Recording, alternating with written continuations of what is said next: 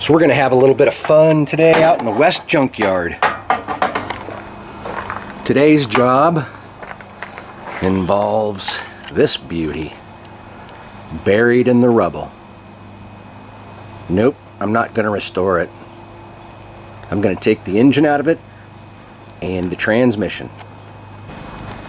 Anybody like 2 strokes? I'm getting rid of all this stuff.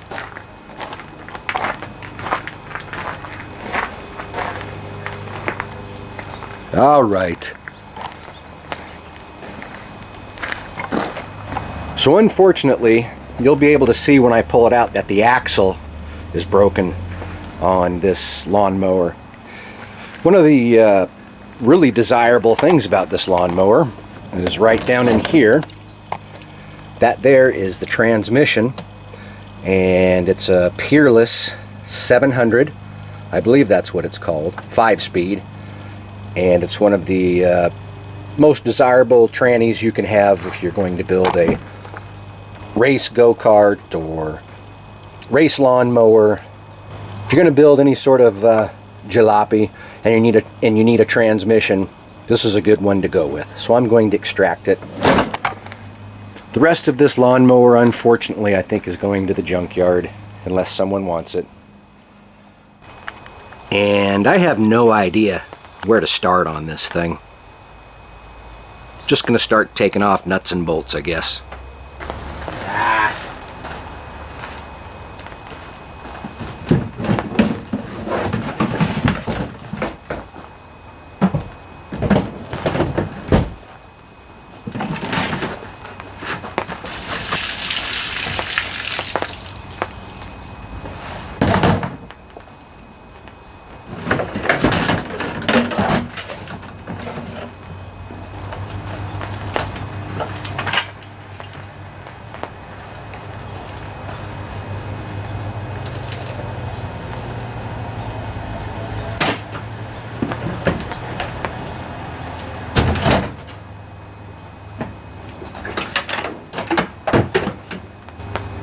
Clump of dirt on there.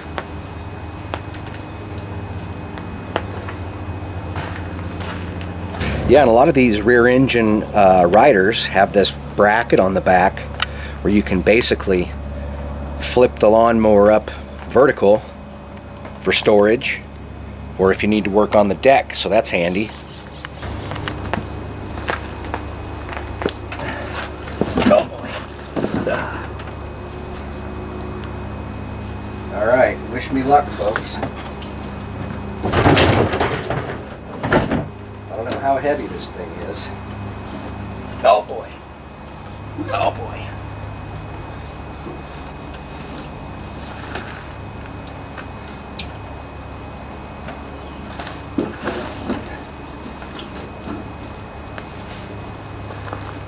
I think I'll have to put something behind the rear wheel so it doesn't roll.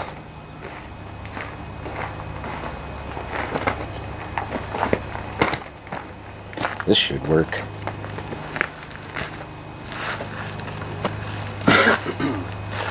Okay.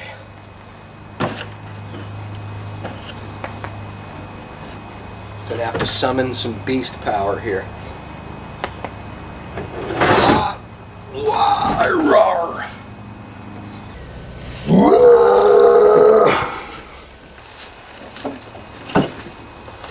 There we go.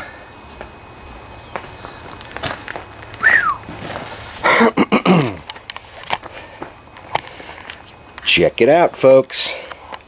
Looks like we're going to the moon.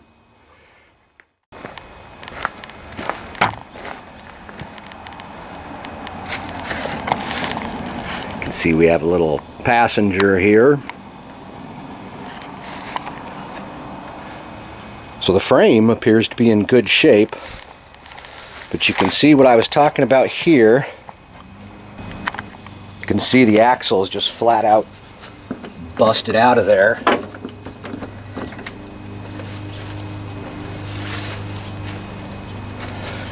Where to start? Where to start? I think I'll take this deck off just so I can see what's under there a little bit better.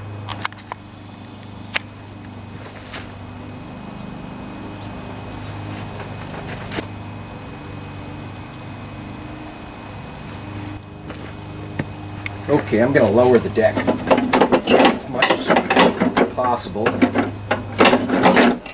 so I can get up in there and take off the brackets.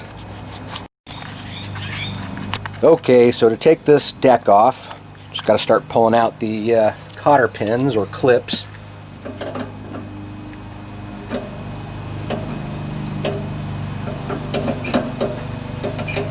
These are all rusted in place. I might just end up breaking them or snipping them off. I'm not going to save them, so.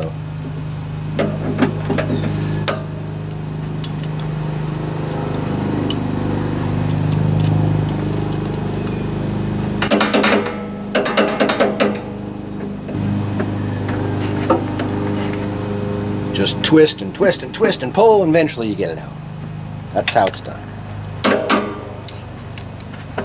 Might have to. I don't think I'm going to pull that out yet. I'm going to leave that hanging right there while I take off the side clips, because I have a feeling it would flop down on me. So looks like it has this bracket that goes along the side. I see we have another clip up here. Okay, now I think I can pull that sucker out of there.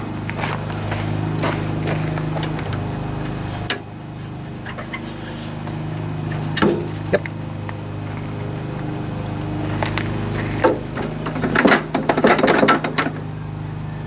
And that's actually a pin that comes out.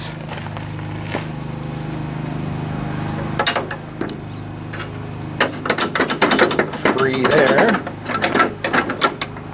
And I noticed on the, where is it? And on the hanger bracket, I noticed that someone had a circlip, which is kind of weird. Doesn't seem like the right thing to hold that on, but must have been working. Ain't stupid if it works. Tech tip number 7642. It ain't stupid if it works. Remember that one.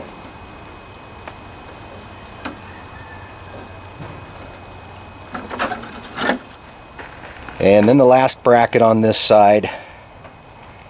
Where is it?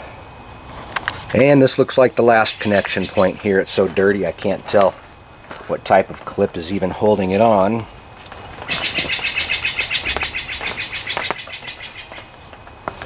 I'll use a couple of nature's paper towels here and wipe it off. See what we have. Is that another circlip?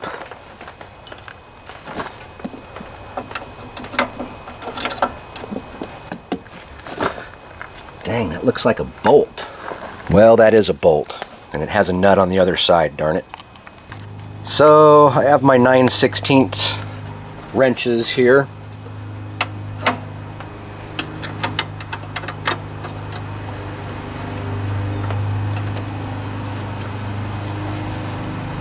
And I'll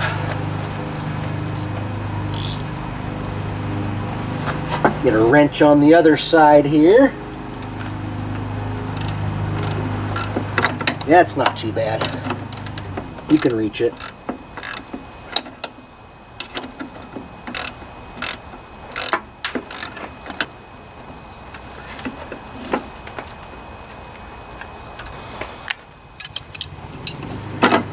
All right.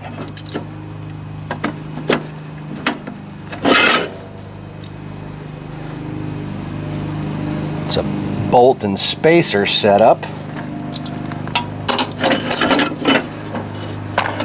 It's kind of a weird setup on this deck, but whatever. Okay, now I'm going to remove everything from the other side too. So I've disconnected the bracket from the other side, and now, as you can see, the deck is basically just hanging from this bracket here. So I should just be able to lift it off.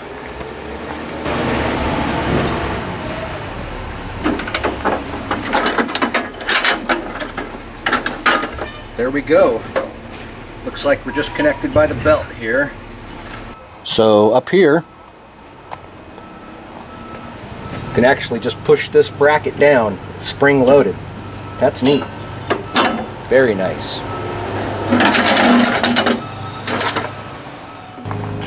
Well, that deck's actually in pretty good shape. And this is what we have under here.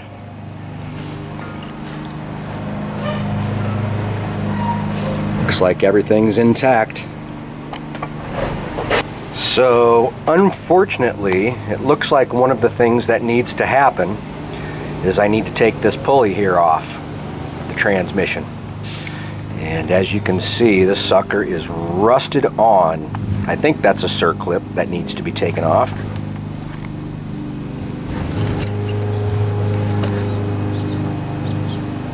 Yep.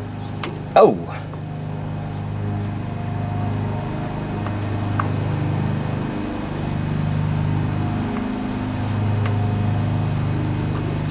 There we go. I'm gonna have to spray some penetrating lube on here to hopefully get that off of there. Yikes.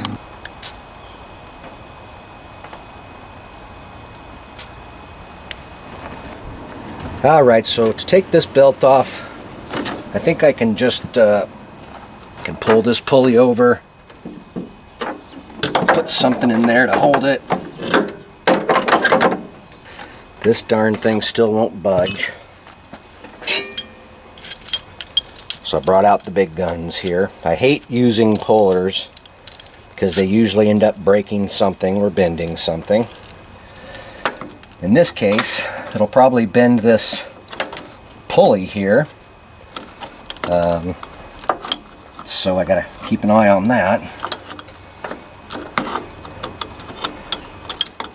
They're so cumbersome too. I always have a hard time getting them on the first time. I just don't like pullers. Call me a sissy. Whatever. Don't like them. Alright, so we have it on.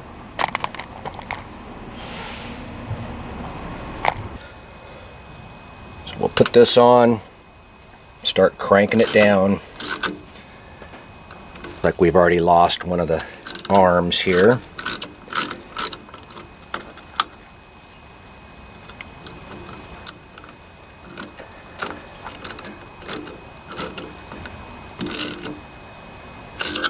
Alright, now I'm not just going to keep cranking it down because, as I say, you'll break something.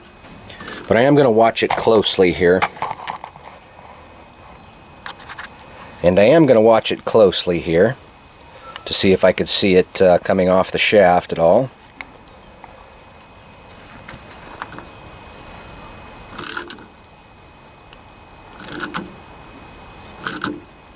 It doesn't really look like it's budging. So this is one of my tricks. So if your puller's not pulling, give it a good smack. Sometimes that's all it takes. Let's try this again.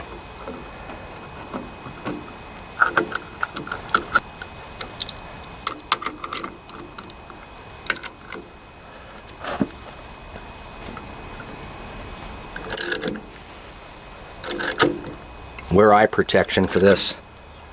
Yeah, see, so we're just probably bending the pulley now at this point. Let me give it another smack.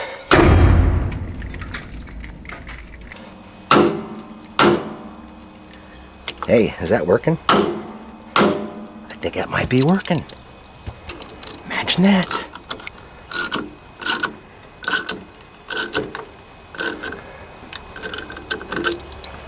Can hear that pulley starting to crack, but I think this is working.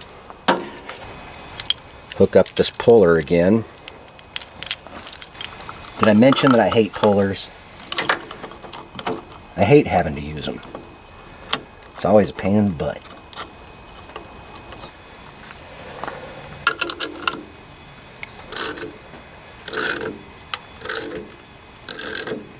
Yeah. Success.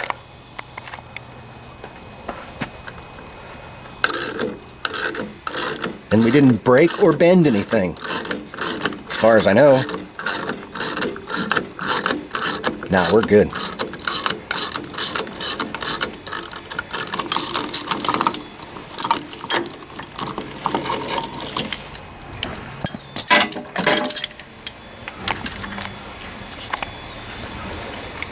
Yeah, buddy.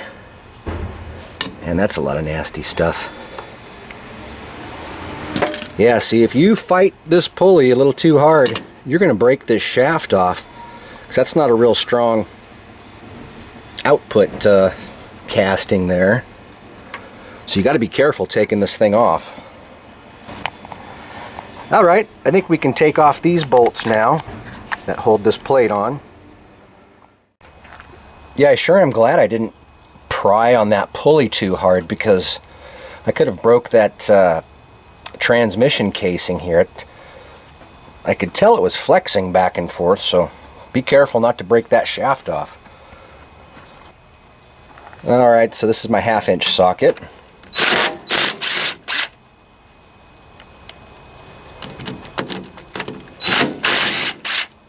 And these are short bolts. This one looks like it has. And this one I'm going to have to hold it on the other side with a wrench. Oop, almost missed one.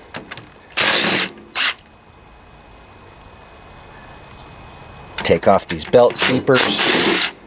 Oh yeah, see, that transmission is just trying to fall out of there now.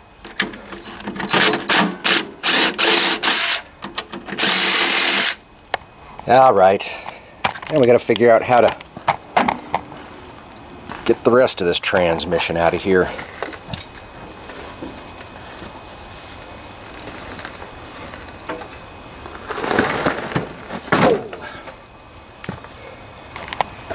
All right.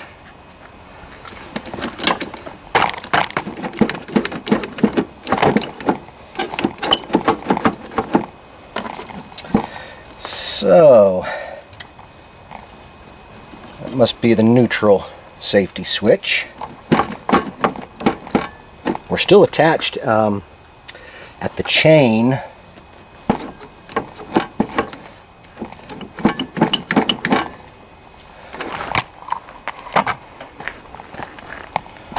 Okay, I can see we're going to have to disconnect the chain. Well, it looks like I have to take off this chain guard here. So I can flip this thing up once again. Oh!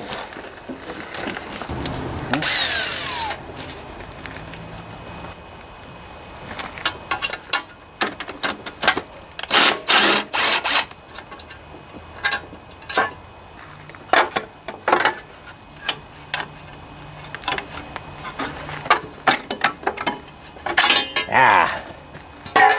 There we go. I don't see anything else holding that transmission in. So hopefully this will be the last time I have to flop it down here. Oh boy.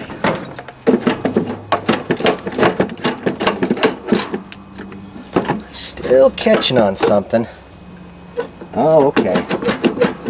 We have our, yeah, we have to remove our brake lever. Dang it.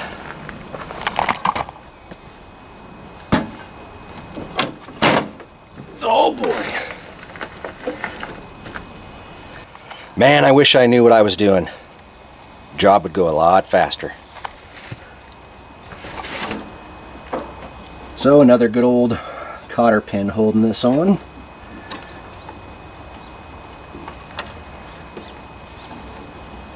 Ah, there we go.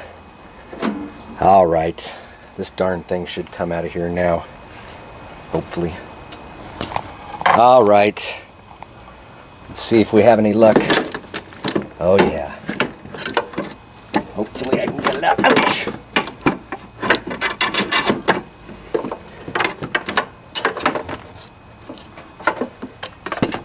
There we go. Nice. So that's what one of these little transmissions looks like. You could see how you could break this part of the casing pretty easily trying to get that pulley off. Don't lose your woodruff key. Sweet. It's a nice transmission. Well, check it out, folks. I actually did bend this pulley, taking it off, of course, in 3 spots. 1, 2, 3, wherever those claws were. And I used the least amount of pressure possible, and this still happened. But at least we got it off. And it's not bent that bad. We could probably bend it back into shape and use it if we had to. So you can see the difference between this style of transmission and then your typical riding lawnmower transaxle. You can see it has much longer axles, and it's actually a whole different setup. This is a hydrostatic transmission, or a transaxle, and not as good to use for a racing application.